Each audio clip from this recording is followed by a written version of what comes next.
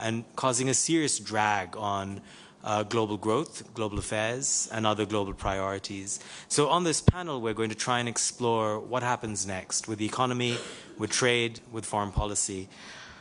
I have two excellent guests with me. To my immediate left is Elisabeth Svantesson. She's the finance minister of Sweden. And to her left, we have Valdis Dombrovskis. He's the European Commissioner for Trade. He's also the former finance minister and prime minister of Latvia. Minister, let me begin with you. Just to sort of set the stage in terms of the strength of Russia's economy, we hear very conflicting things. On the one hand, in the last year or so, Russia is said to have overtaken Japan in terms of purchasing power parity for the size of its economy. A lot of analysts say that Russia has been able to transform its economy into a wartime economy and thereby able to resist a lot of the sanctions, mostly from the West. But on the other hand, there are all kinds of takes about how a wartime economy is imposing serious long-term costs on Russia's economy.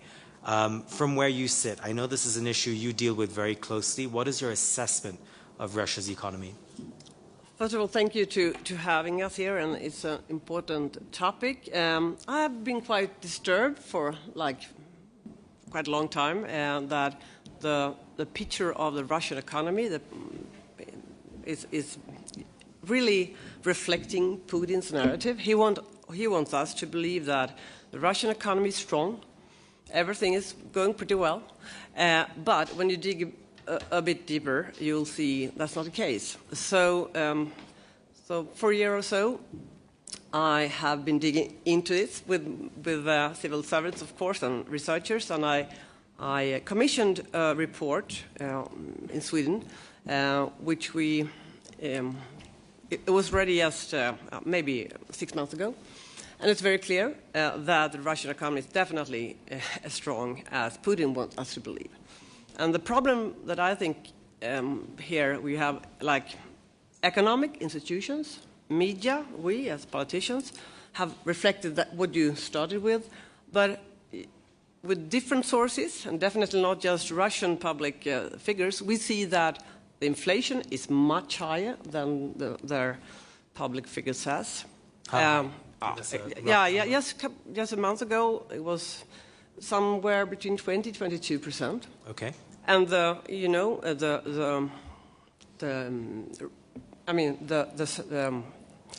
central bank has it's like 21% now the rent. So that also says something about the state of the economy. So inflation is high. They have trouble to get things when they need more defense material. Of course, it takes time for them to get it because the sanction works. What does it matter if what picture is spread? It does matter actually, because Putin wants us to believe that sanctions doesn't work. He wants us to get tired of supporting Ukraine, and he also wants to tie of course the soldiers in Ukraine. So what picture we spread, and we can never get exactly to the truth, but much closer. So you mentioned inflation. Just name 2 or 3 other indicators that suggest to you things are much worse than we hear. Capital flight, definitely so. Inflation, and it's a lack of shortage when it comes to workers. And if it was so that the GDP is as high as Putin says, okay, we can explain that with a lot of producing material, of course, to the war. But we have another, as many of you know, probably. One way of measuring is that night light time emission. When you see from 21 to 23, there is, over Moscow, for example, a much darker picture. You have these satellites, and you see it's quite a common way of they're not using as much electricity. No, it's much darker. So that would tell us the GDP might have gone even under zero. We don't know, but what we know is that his narrative and his truth is not true. Okay. Commissioner Dombrovskis, curious if you agree with that, but you work a lot on the sanctions on Russia. How do you think about America's role? It recently, with the Biden administration in one of its parting acts, increased and enhanced the number of sanctions on Russia, especially in the oil sector. Why do you think America waited for so long to use something that it had in its arsenal? And what more can the world do? First of all, it's clear that we as a Western democratic world, we need to continue to put pressure on Russia as long as it continues its aggression against Ukraine. And we need to make sure that also Russia pays for the damage it's creating in Ukraine. Looking at our sanctions, I would say overall sanctions are working, and Madam Minister already outlined a number of parameters. Even official inflation in Russia in December reached 9.5%. There are independent research organizations like Romer, which are putting this figure much higher. Central bank base interest rate stays at 21%. National Wealth Fund is decreasing rapidly, especially its liquid part. Interest rates for refinancing are increasing in Russia now, reaching 16%. Ruble has depreciated against all major currencies, including Chinese yuan, where they do more and more transactions in yuan, especially for trade in sanctioned goods. So we see also a decline in different industrial sectors. But it's also true that not that we know the full picture, because Russia has stopped publishing a number of economic statistics since the beginning of the war, and not that we can trust Russian official statistics. So there are also indirect methods, as the Minister outlined, which we need to use to tell state of play on Russian economy. Then we must remember that indeed Russia's largest source of revenue is their energy exports, oil and gas primarily. And there indeed we can do more. G7 has introduced Russian oil price cap, $60 per barrel. But Russia is finding ways around it, operating its shadow tankers fleet, which is now also increasingly being sanctioned. Then, for example, on Russian gas, for example, the European Union has not been able to agree on sanctions of Russian gas. Well, still, we have reduced this dependency quite dramatically. So, not least because the Nord Stream pipelines were actually blown up. But the imports of Russian LNG currently are actually increasing. So there are ways that we can still put more pressure on Russia, especially through this energy sector. And it's certainly a good news that the US has now ramped up pressure still by outgoing Biden administration. Commissioner, if I may, this always raises the question, if there's more room to have stricter sanctions, why haven't you used that before? Why not impose tougher measures earlier? In an earlier part of your career, you served with Jean-Claude Juncker, and he had this well-known line that we all know what to do. If we did it, we wouldn't get reelected. And it strikes me that part of what holds back Western leaders is domestic constraints. So either real fears about inflation, real fears about tough measures that will hurt them at home, and therefore, you know, there's a bit of a mismatch between the rhetoric of being tough on Russia and the actuality of what that is. I'll just say one more thing there, because I'm curious about the ghost fleet that you mentioned. There are reports that a lot of Russian oil, which ends up being refined in places like India, it ends up in Europe ultimately at cheaper prices. So Europe has found ways to essentially have its cake and eat it too, no? First of all, indeed, it's a very valid question, and if you ask me, we could have and should have done more. I'm certainly domestic politics play a role there, and there's a dynamics is very different in different EU member states. So what is worth noting that to agree on sanctions, we need unanimity of all 27 EU member states. So, and the fact that we had been agreeing already on 15 sanctions packages says that we can agree on many things, and we have put indeed very wide-ranging sanctions against Russia, unprecedented sanctions, but we were not able to find that unanimity on everything. And I was giving this example of Russian natural gas, which is not sanctioned exactly because several member states were objecting to this. But then on impact on European economy, first, it must be said that Russia was trying itself to use their natural gas supplies as a tool of blackmail and manipulation back in 2022. And then we had to quickly move away from those Russian natural gas supplies, which we actually did. So by now, Norway is our biggest gas supplier. United States is our biggest LNG supplier, so we import more than half of our LNG from United States. So we're working also with other suppliers. So we were able to find the alternative supplies, and Russia cannot use this tool of pressure against us anymore. And otherwise, there are not so much implications for European economy concerning the Russian sanctions. So economically, certainly, we can do more. Important part is to find political consensus.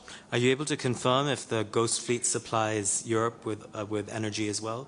Well, it's certainly not a question of ghost fleet, because a ghost fleet is exactly the ghost fleet that it's not allowed to enter, for example, European ports. And now in our latest sanctions package, we were actually adding a number of those ghost fleet tankers to our sanctions list, so they are now directly sanctioned entities, so no one is doing business with them. But certainly we are following also other developments. It's true that Russia has found alternative markets in China, in India, in other places, and something we need really to follow, that then just refined products which has this Russian oil does not end up in Europe. That's a very valid question and very valid issue for us to follow. And generally, right now, with a very wide-ranging sanctions which we are already applying against Russia, increasingly important element is fight against sanctions circumvention, because as we are applying sanctions, Russia is looking for ways to circumvent them. True. Minister. Yeah, I do agree with what Wally said, and I will just add that, I mean, it's oil that financed the war, first of all. So that's why I think we should, and Sweden, together with the Nordic Baltic countries, is working hard to get that we should lower the price cap, because that will make a great difference, because oil is first of all, the revenue. And it's not low enough right now, because clearly, you know, Russia is able to still finance this war. There's a related element here, and that's the role of big multinational companies. So the Kyiv School of Economics has some data as of 2023 that shows that 800 multinational companies from Western and like-minded countries are still operating in Russia. Half of these are companies from the US, Germany, and France. Why do you think that's the case, that Europe hasn't been able to exert more penalties on big companies from doing business in Russia? Good question. I mean, first of all, I think it's important to what Walter said. We are 27 countries, so we have been united in many things. But when it comes to implementing and also scrutinize this, it's important to put pressure on the bigger company. And many big companies, they have different, I mean, they don't operate all by themselves, they have different companies around them. So, but I think we need all to be much more specific and very clear that it's not acceptable. Like IKEA, they've closed down, Swedish IKEA. Russians, right? Is right. It would go that so good, I guess. But anyway, yeah. I hope. And more has to be done, and more has to be done by the companies, of course. So it's not a perfect world, definitely, and I would like more to put pressure on Russia with the oil cap, with not exporting to them, and we have to do more on the shadow fleet, as Valdis says. So much has to be done, and if we think a bit in the long run, the day will come when the war is over. We don't know when. But then all investments that have taken place in Russia right now almost is in the war. Correct. So, I mean, the ruble is very weak, the investments, the economy is weak, capital fly. So it will be some tough years after the war too, of course. Let's continue to pressure, and we do that as a country, and we have to do that as companies too. So I would be crazy to not bring up the elephant in the room today and this entire week, and that is U.S. President Donald Trump. We're here to talk about Russia, so I'll use that framework to think about Trump's influence. But, you know, he has in the past said he could resolve the war in one day. He has in the past, and more recently as well, said that NATO needs to up its defense spending to even 5%, which would cause all the same problems that you're describing in Russia in Europe. How do you respond to that? First of all, I mean, I wasn't so surprised of anything in the speech, but I was a bit sad that Ukraine, he didn't mention Ukraine, and that is troubling, I think, of course. We'll see what happens, because yesterday, me and Wallis was at the same meeting as a good friend of mine, Sergei Marchenko, who is Minister of Finance in Ukraine. He came to ECOFIN, and I visit him. When I see his work, when I see all the soldiers, I mean, they are doing so much to, not only to see that Ukraine will be free, but that Europe will be free. It's so much more to do, and I hope that the new administration also wants that. But if it's so, that they won't do as much as we hope, we have to do more. Now, when it comes to defense spending, on one hand, it's reasonable that Europe do more, because US has done very much, so that's reasonable. So I think we have to do more. But I don't think maybe even Trump wants 5% from the, because I mean, US That's what he said. Yeah, but I mean, US is also it was hard enough for NATO countries to up to 2%, so 5% is a huge jump. Yeah, definitely, so it won't be 5%, but because I don't think Trump wants for the US economy have 5%, because they have quite a large debt. Yeah, that's true. That's very well put.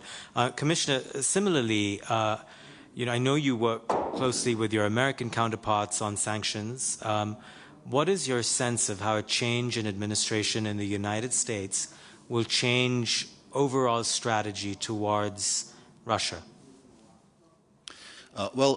First of all, we must understand that this is a war which is taking place in European continent. So, as European Union, we cannot shy away from this. So, it's clear that it's first and foremost for Europe to react.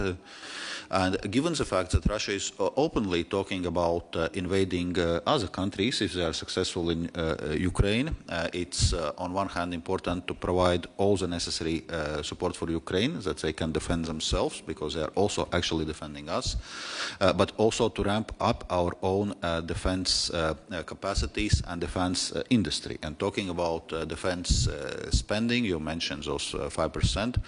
So for countries which are bordering Russia or Ukraine, like Baltic states, like Poland, they are already raising defense spending to about 3% of GDP and aiming for 4%. So it's just has become a necessity. So we were reaping this peace benefit maybe since the end of the Cold War, when the world could afford spend less on defense and spend more on something else. But now with Russia behaving like an aggressor, that has changed, and so we have to change as well. I have to point out America may also behave like an aggressor with Denmark. It's a possibility you have to keep in mind. Just maybe to finish on this cooperation on US. So our approach on cooperation with US is that EU and US are strategic allies. We are like-minded partners, and especially in situation where autocracies are challenging the current rules-based international world order, it's important that democracies are working together, and it is with this spirit of cooperation that we are approaching also the new Trump administration. But with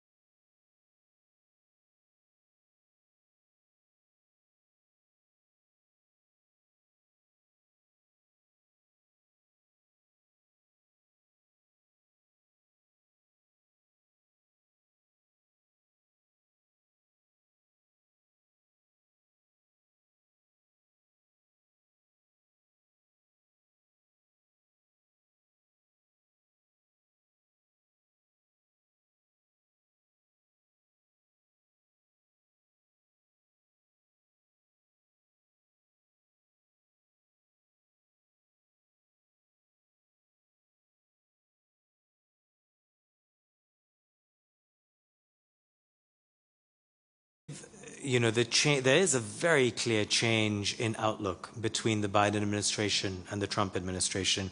I understand you're being very diplomatic, sir, which you must do. But there could be similar changes in Europe as well. with elections in Germany and France coming up, there is a rightward shift globally. How does that impact, and especially with your job of, being trade commissioner, we're in a world now where countries are turning inward. They're more protectionist. They focus more on their own domestic industrial policy. They want less globalization.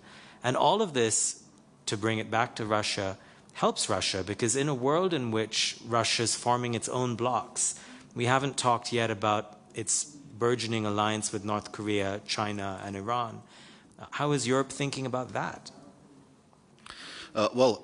That's exactly what I was mentioning, that it's not Russia alone. Indeed, it's finding allies, including North Korea, and it's worth noting that there are North Korean troops, significant numbers of them, already engaged in this war against Ukraine. It's already happening. It's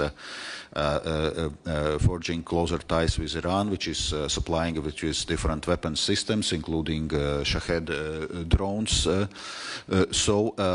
It's clear that we must look also beyond Russia in this response, and if there is some kind of axis of autocracies forming, it's important that we are also having our alliance of democracies to counter that. And there, this cooperation with US, but also with other like-minded partners in G7 and beyond the G7 is going to be very critical, and that's how EU is going to approach it. Just give me a yes or no answer, but you still see the United States as like-minded, given that, President Trump denied that he lost the last election, given that he just pardoned all of the people who were involved in the January 6th insurrection. You still see the United States as like-minded? We have United States as a strategic partner and ally for many decades, and we see United States as indeed like-minded. Of course, we see that we are going to have challenges with Trump administration, what is now being talked about tariffs. There are other areas where it's going to be difficult, but we are ready to engage very closely with the new administration. Also, there is uncertainty surrounding what exactly stance the Trump administration will take vis-à-vis Russia and in terms of supporting Ukraine. But we are ready to engage on those discussions and find, to the extent possible, common solutions.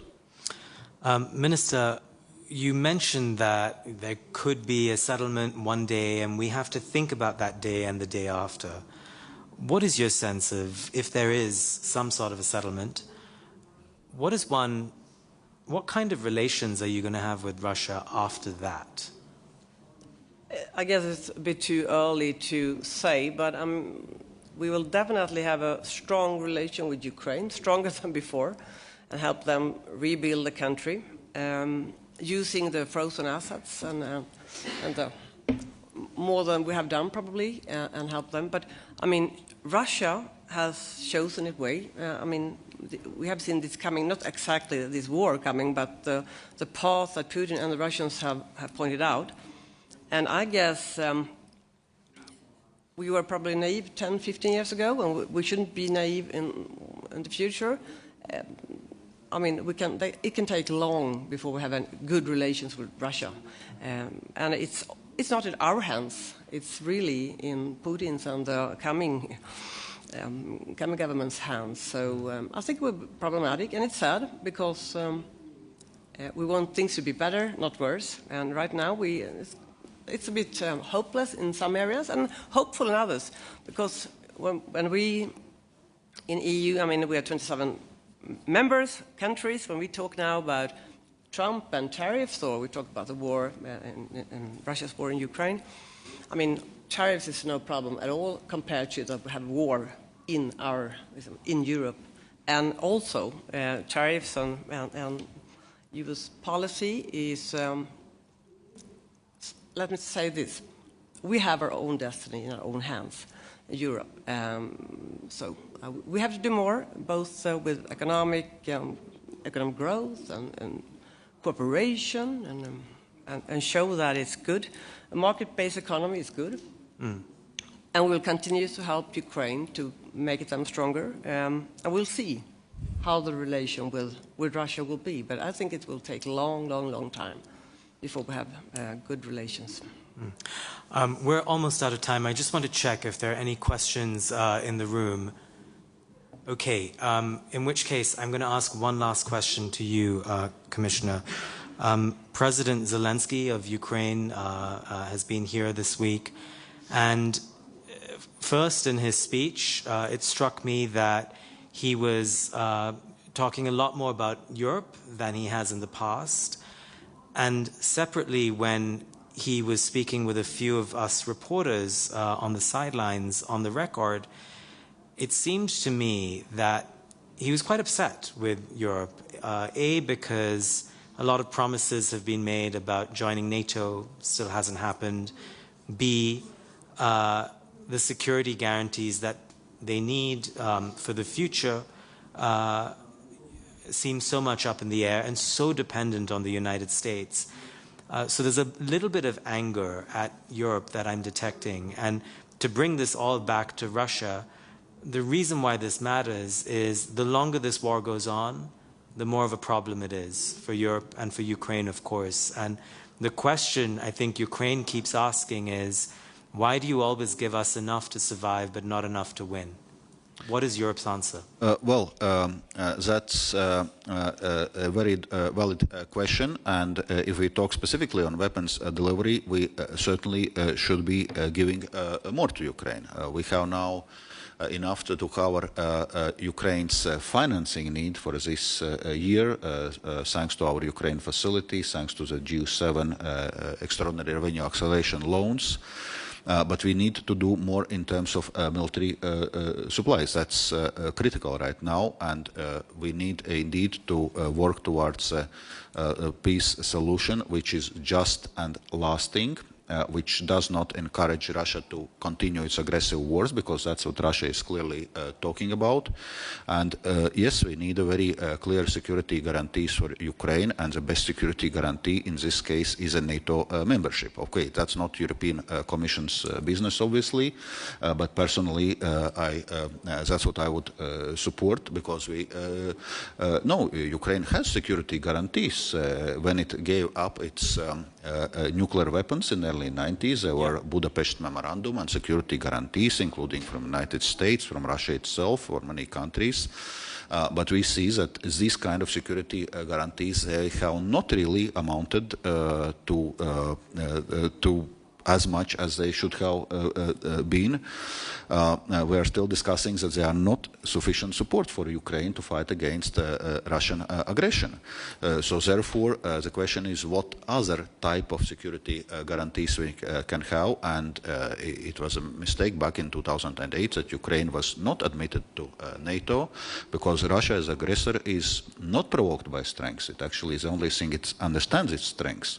Russia as aggressor is provoked by weakness. So, and that was what provoked at Russia.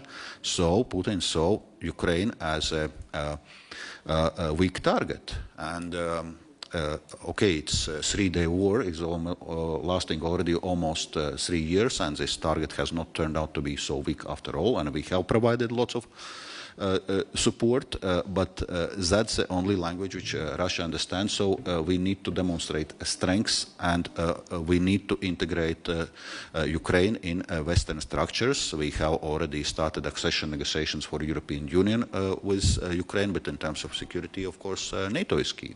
But, I mean, of course, Zelensky is stressed, and he can be angry on us. I mean, it's a war. Let me just remind you, Europe, EU is not the Commission, but they have good commissioners. We are 27 countries, members, and we do a lot bilaterally, also, many of us. So we do things together, and I'm very happy for that. But we also do things bilaterally, and we will continue to support, Sweden will do. We have a set of 25 billion Swedish crowns every year now, just for support, and then EU has to do more, and we have to do more sanctions. So I don't think Zelensky should be grateful. I mean, they are fighting a war for us. Correct. So we have to do more. So it's not so strange if it has. And we will do more. And both Valdis and I, living where we live also, I mean, Sweden and around all, I mean, you are even closer. Yes, border. indeed. Yes. We are doing a lot, and we will do more. Well, this is a question we'll have to re-engage with all year and beyond. Minister Svantesson, Commissioner Dombrovskis, thank you so much for your time. Round of applause, please. Thank you.